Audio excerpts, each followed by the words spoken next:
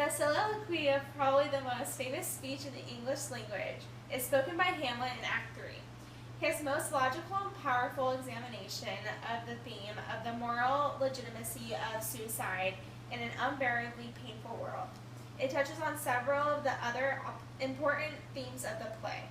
Hamlet poses the problem of whether to commit suicide as a logical question, to be or not to be. That is, to live or not to live. He then weighs the moral ramifications of living and dying. Is it noble to suffer life? The slings and arrows of outrageous fortune. Passively or to actively seek to end one's suffering, he compares death to sleep and thinks of the end to suffering, pain, and uncertainty it might bring. He decides that suicide is a desirable course of action, but as the religious word devoutly signifies, there is more to the question that will happen in the afterlife. Hamlet immediately realizes as much, and he reconfigures his metaphor of sleep to include the possibility of dreaming. He says that the dreams that may come in the sleep of death are daunting, that they must give us pause.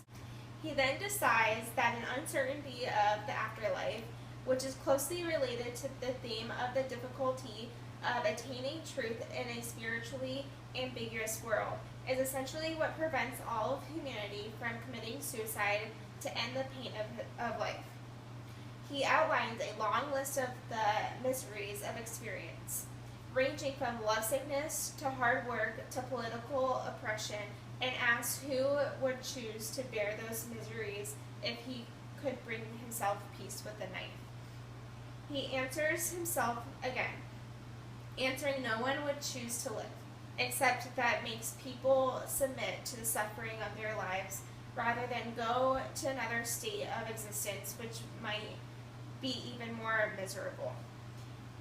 The dread of the afterlife, Hamlet concludes, leads to excessive moral sensitivity that makes action impossible when he says, consequence does make cowards of us all. Thus, the native hue of resolution is sicklied or with the pale cast of thought.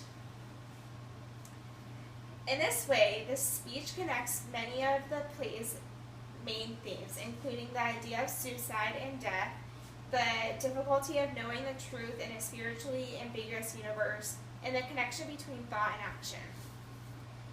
In addition to its crucial thematic content, this speech is important for what it reveals about the quality of Hamlet's mind. His deeply passionate nature is complemented by a relentless, logical intellect which works furiously to find a solution to his misery. He has turned to religion and found it inadequate to help him either kill himself or resolve to kill Claudius. Here he turns to logic, philosophical inquiry, and find it equally frustrating.